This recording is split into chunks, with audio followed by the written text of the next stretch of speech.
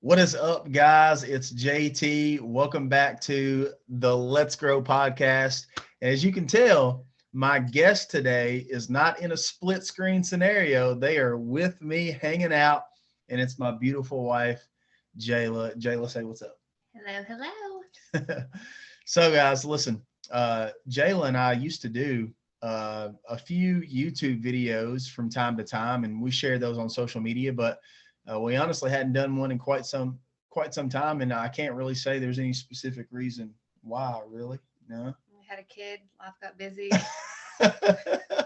So that being said, I felt like now that we're 20 plus, I think 24, 25 episodes into the podcast, it was a good time to bring my BFF on so we could chop it up and share a little bit about ourselves, about life, about how we handled 2020, the stay-at-home order, and then additionally talk a little bit about mental health because I'm pretty sure you know as well as we do, and everyone knows that mental health is a really big deal. And Jaala happens to be a therapist, so we have an expert with us today, right? And then in addition to that, we're going to talk a little bit about our focus for the year, our one word, something we adopted a few years ago. But I appreciate you guys tuning in, whether it be you've listened to the podcast, you've listened to several episodes, or this is your first episode. I'm excited to have you here. When you give someone your time, you give them a piece of your life. And we certainly hope that the piece of your life that you give us by listening to this episode is an exchange for some value. So that being said, if you haven't done so, if you haven't gone, if you get your podcast from Apple iTunes, go leave a review. That helps put this content in front of more people. Share us on social. Take a screenshot. Listen to the podcast. You're listening to it on your phone. Drop it in your stories. Tag us. Would love to give you guys a shout out. Again, just help us spread the word about encouraging people along and helping them grow and get better. So, Jaala, what is up? You've had a pretty busy week, right? Yeah, very busy. So you just told me that with this with the pandemic, last year, all things that had taken place, the stay-at-home order, having to see clients online, all that madness. Now you're kind of in a hybrid situation, and you have one of the busier weeks that you've ever had. Why do you think you're busier than you've ever been before? And why do you think the work that you currently do is so necessary right now?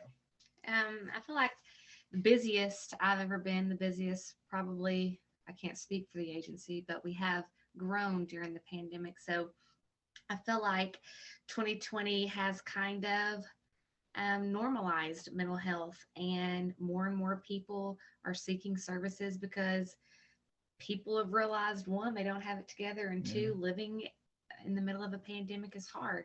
And so we've seen um, an increase in referrals from people from all different walks of life. We've seen adults, we've seen um, children from, prominent families, more so those that live in rural, not so good home environments, things like that.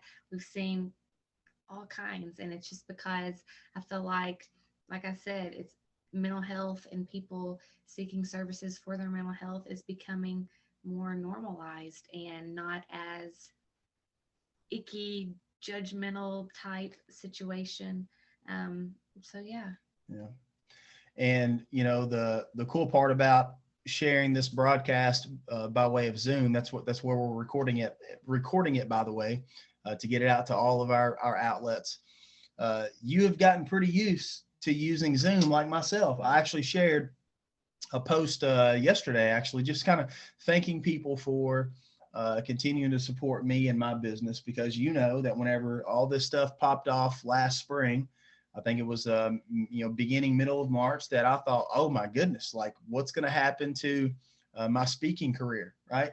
What's going to come of this? And so not only did I have an opportunity to transition to virtual, you were asked to come home from the office, no longer seeing clients in schools or in the home.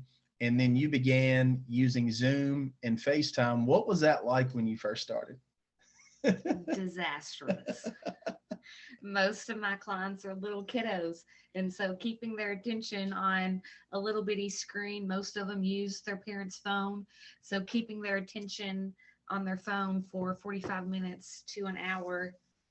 Mission Impossible. Yeah. Yeah. Yeah. So, um, going back to the mental health and all that, like it's been much more draining for me as a therapist because when I'm in person, the engagement is obviously much different. We can just go with the flow, one on one. I do a lot of play therapy with my little kiddos, and so it's just much different. And so on the screen, I've had to be much more excited and engaged and keep the attention of kids, get creative, things like that. So it's been exhausting, but I have got pretty good at using Zoom and FaceTime. Yeah, yeah.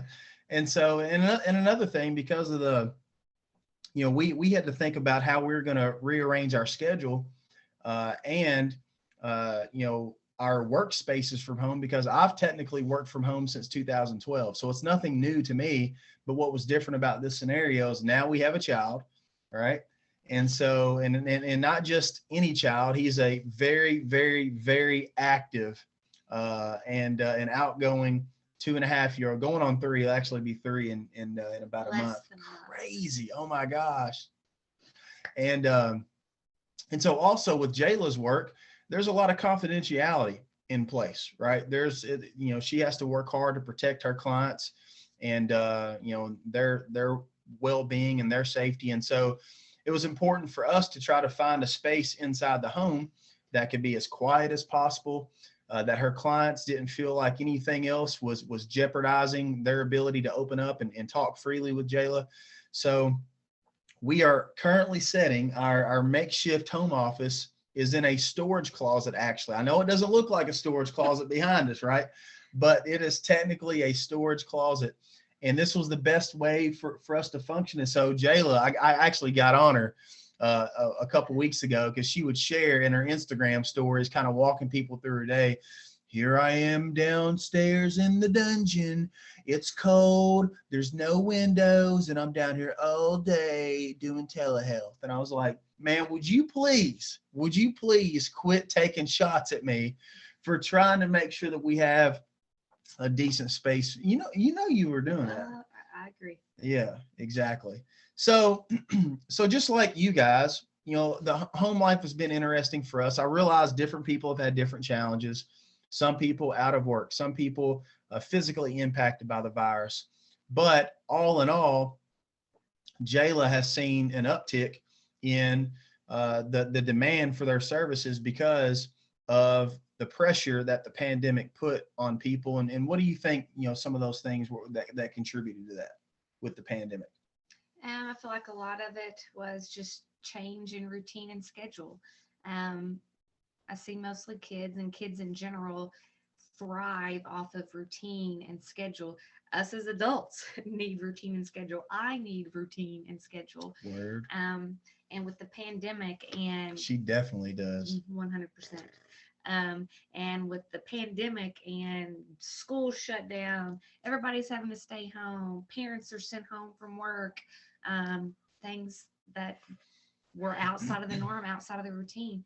And like I said, children, adults, humans in general need structure and routine. I think that played a big part of it. And then the fact that families were home all day long with one another, something else they weren't used to. So it's just been hard. Jaala, what advice would you give some folks right now who maybe are in a space that's unhealthy? Maybe they're lacking the drive and maybe the motivation to get up and do some things that they used to do. Um, Maybe they're in a space where, because of all the change that has taken place, now they're kind of like, where do I go? What do I do? Um, what kind of advice would you give those folks as far as like, reaching out for help, or maybe some practical advice to kind of get themselves back in a flow of maybe, taking the next step and moving forward? To not be afraid to reach out for help. Mental health is health, just like you go to the doctor when you get sick. It's important to take care of yourself mentally, especially during these times. So don't be afraid to reach out and ask for help. A big thing is starting small and getting some type of rhythm, routine, schedule. For me, and Jeremy will praise hands, amen this. When I don't get up and exercise first thing in the morning, throws my whole day off, and I'm just not pleasant to be around. Big facts. Big but facts. but it's because I'm so used to that routine and structure in my life. So starting small, whether it's, I don't know, reading 5 pages out of a book, um, getting up extra to go for a little walk, just something, starting small, something to develop a routine and structure to get your mind right, and take care of your mental health. And again, don't be afraid to reach out and ask for I help. think that's probably one of the biggest things. Don't be afraid to ask for help. We live in a culture that thrives off of what success looks like. We live in a culture that has created this idea of the things you should have, the person that you should be, the things that you should be doing if you're important, if you're making a difference. And the truth of the matter is the majority of those things are lies, right? Uh, Pushing people back in this box and making them feel as if we have to do what everyone else does, or our lives have to look like everyone else's life, or we have to make X amount of money, or live in a particular location, or physically our bodies have to look just like what we see on Instagram or social media or in movies, right? So the truth of the matter is everyone, is in their own unique space. And if you're at a place where you know that increasingly you're falling into this trap of making unhealthy decisions, lacking motivation to get up and do simple things, right? Don't be afraid to ask for help, right? No, someone can't help you if they don't know that you need help, and that's a big thing. And at the end of the day, we have to come to grips with the fact that we are built for community, right? That's why this pandemic has impacted us as much as it has, because we are built for community. We are communal beings, right?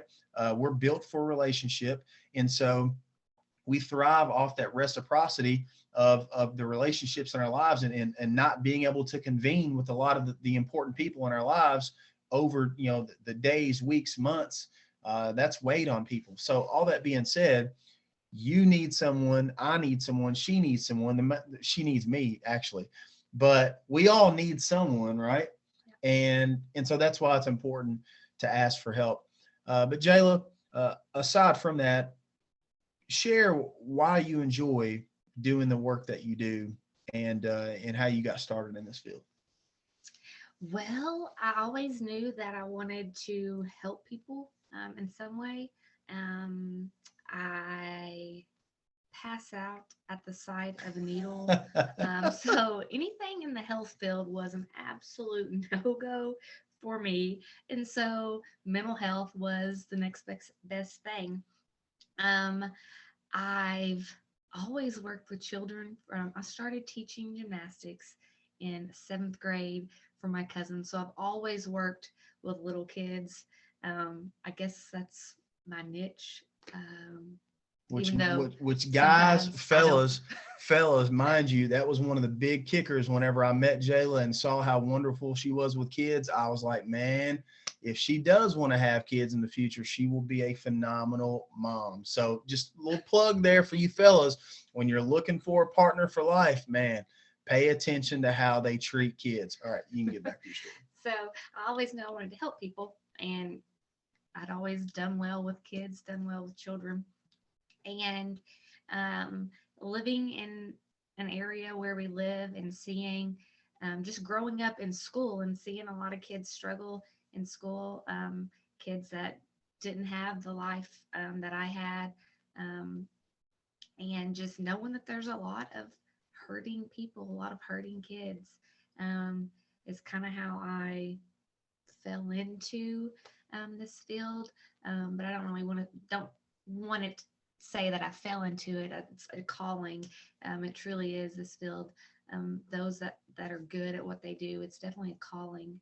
Um, and it's a hard field at times, especially when you throw in a pandemic.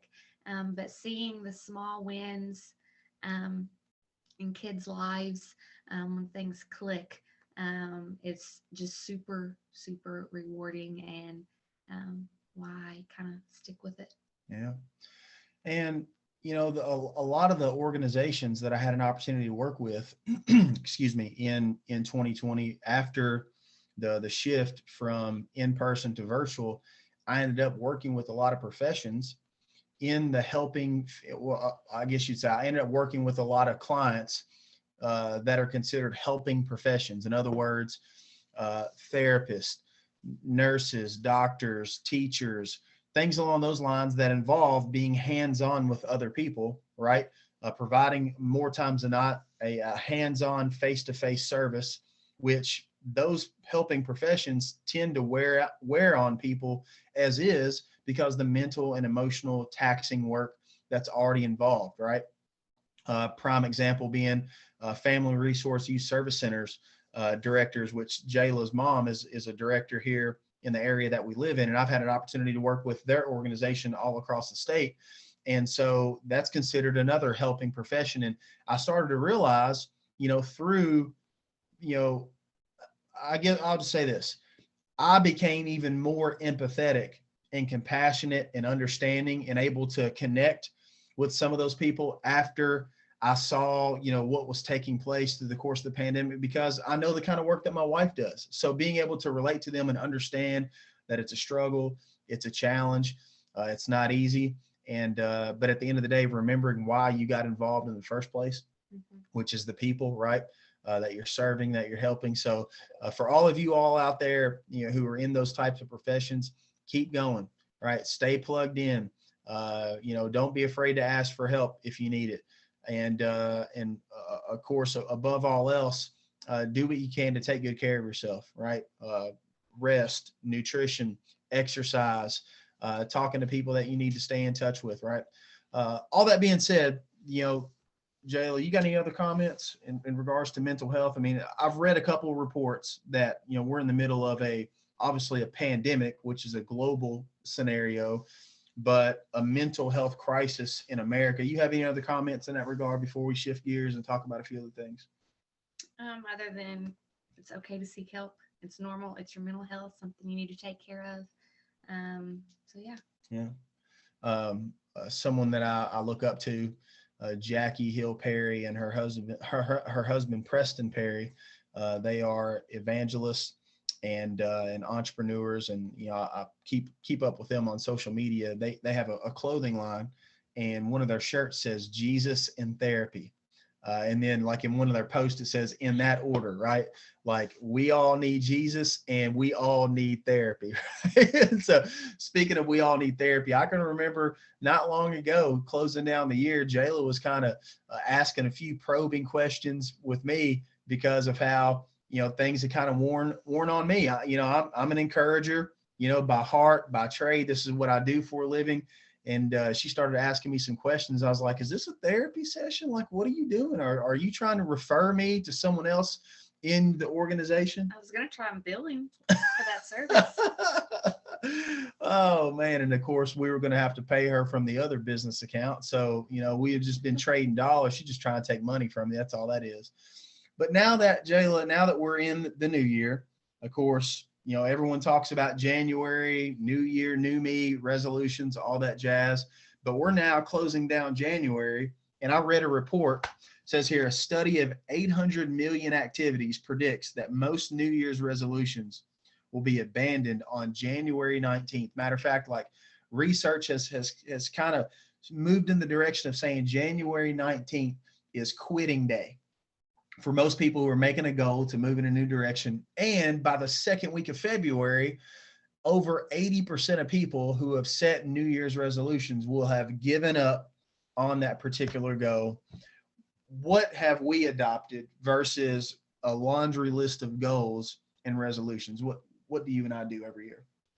We get together it's typically New Year's Eve, right? New Year's Eve. Yeah, it's usually New Year's Eve.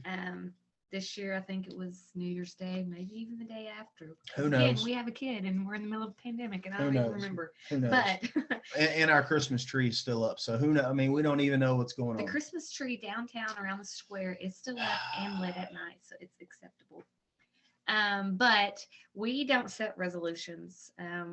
We get together and we come up with our one word for the year, the one word, and we each come up with our own. It's not one we come up with together. We each have our own because we are our own people. Um, and we kind of focus in and center what we want to accomplish that year around that word. And we also, in coming up with one word, we come up with the five F's buckets. I don't know what you Hmm. would call them, and come up with five things in each of those F buckets. Yeah, faith, family, finance, fitness, and fun. Yeah. Right. And just things that some of the things have been on there, like going to an NFL game. It's been on my fun bucket list for, I don't know, 5 years now. So some of them are like big goals that we want to accomplish at some point, but some are things that we want to accomplish, particularly this year. So not resolutions, more so like goals, and things like that. And it's been one of my most favorite dates out of the entire year, something I look forward to with him each year. Yeah, and in that conversation, what we do is it's just an opportunity for us to stay grounded in moving in the direction that we want to go in as people, but also in our marriage and in our home and in our family. We operate with a set of core values, and we're constantly asking ourselves questions. And we have a weekly conversation. We call it a weekly marriage business meeting. And usually it's of an afternoon while typically Jayla's napping while Miles is napping. Let's just call it what it is. True. And so usually when Miles goes to bed of a Sunday evening, before we close things down, we just have a quick little conversation, a little weekly check-in, ask ourselves some questions about how the week went, what adjustments we need to make.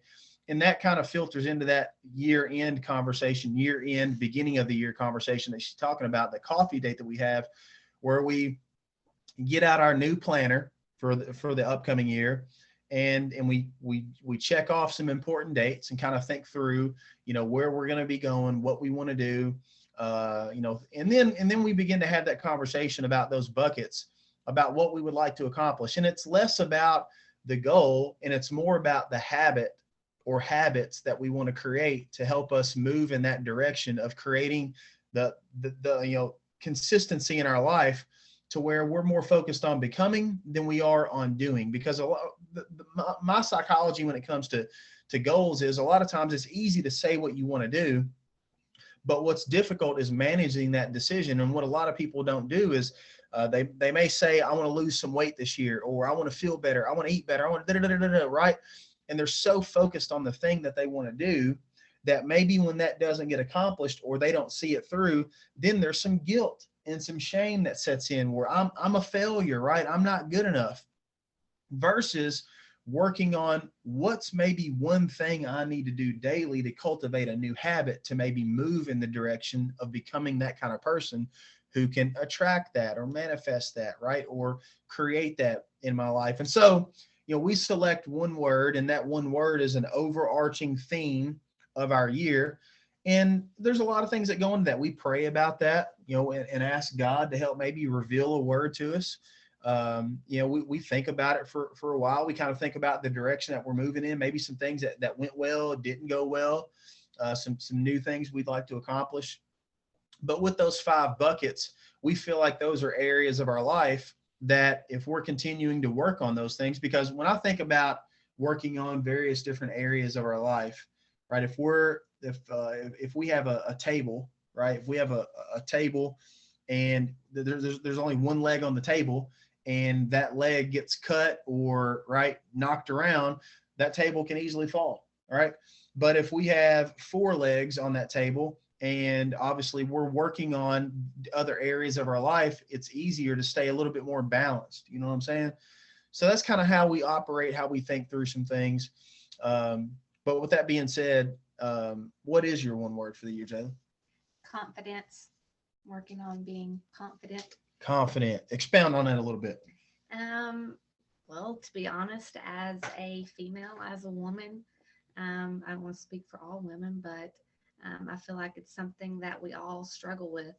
Appearance being the big thing, but also other areas of my life. Confidence, being a mental health professional, confidence in being the best wife, the best mother, and just being confident in who I am in each of those individual areas of my life and growing to become better, growing to become stronger. So that's something that I've wanted to focus on, as well as being confident in who I am as a daughter of Christ, and being more confident and more vocal in sharing that with others. Good stuff. Thanks for sharing that, baby. My word of the year is pray. Because when I look back on 2020, I can realize I realized that a lot of my hiccups, a lot of my frustrations, and some of my worry and anxiety came from me not investing time in my relationship with my Creator, trying to will my way to get things done, trying to make change happen on my own. And so I realized that I just didn't spend enough time praying and laying things down to Him, asking for His help. More importantly, seeking the kingdom first, and then allowing everything else to kind of fall in place, right? And I realized that that should be one of the number one spiritual disciplines that I have in play. That the first thing that I should do when things aren't going my way, and it shouldn't be just when things aren't going my way, it should be me continuing to cultivate a relationship with God, looking forward to spending time with Him each day. And I just wasn't doing that anywhere near as much as I should be. And I realized that not only did that impact me, but it impacted maybe sometimes the atmosphere inside the home. It impacted the way that I approach my work at times. And so I encourage you to not only pray, seek Him first, but also pray for your spouse, pray with your family. It doesn't have to be something that's every single day at the same exact time, but I just want to encourage you guys to think about that. But as we work to close down, Jaala, this is a personal development podcast. You know that our mantra is let's grow, right? This is about growing people, helping people, giving people information, ideas, inspiration to become better individuals. You know that reading is a huge part of my life, right? Sometimes you get sick of hearing me talk about it. You get sick of seeing books laying around all over we literally have books in every room in our house, every room. And one of the reasons is because one, I love books, but also we want books to be something that is a very important part of our family life, and cultivating the desire and the necessity to read and take in new information. That being said, Jaala, what book are you currently reading, my friend? Win the Day by Mark Batterson. One of our favorite authors, by the way. Yes, probably outside of my husband. He's my favorite author. And I usually, for 2 or 3 years, I think, I've started each year in January reading In a Pit with a Lion on a Snowy Day. Yep. Weird title, but great book. Phenomenal book. So Win the Day, I actually bought for him for Christmas, more so for myself, though. So I'm currently reading that one, and it's on cultivating 7 habits. I'm only on the first one, but to kind of win the day, focusing on living in day-type compartments, not stressing about the past, not worrying about what lies ahead in the future, but living for today, living in today, and doing all that you can today. Right here, right now. This is all we have. Man, listen, if you guys didn't listen to this podcast for any other reason but to get that one nugget right there, that's a big deal, right? You can't win Friday on Monday. You can't win the week in one day, right? You can't be worried about what's going to happen in November, 4 years from now in the next presidential election, because hasn't that been a lot of madness? We're not even going to go there, right? You gotta focus on today, what you can do today, right? Slow down, focus on gratitude, look around, see who you can help, see how you can make a difference, focus on what you can do right now. And I'm telling you, listen, another plug, fellas, one of the most attractive things about our relationship is walking into the living room and seeing my wife reading a good book before closing it down before bed. I'm telling you, man, it gets me every single time, right? Working on her mind, working on her heart, right? Trying to become a better person. We should be aspiring to do that. Well, listen, we didn't really, tackle how we met, how long we've been together. Let's just kind of wrap that up real quick. That way, folks who maybe haven't followed us on social media for quite some time know a little bit more about us. But 2014, we met, summer 2014.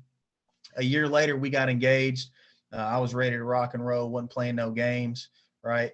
And so we ended up getting married October of 2015. And man, I cannot believe that much time has passed now, right? 5 years already. And goodness gracious. So we will be approaching this fall 6 years of marriage. We have a happy, healthy, handsome little boy named Miles. He'll be 3 in about actually literally in a month. And so anything that I'm missing there? No. I've moved a couple times. Yeah. Whenever we first met, I was living in Bowling Green, Kentucky. She was living in Somerset, Kentucky, where she's from, where we now reside. And so she moved over to Bowling Green with me. I'd been there for the majority of my adulthood because I took a teaching and coaching job there and stepped out of teaching and coaching in 2012.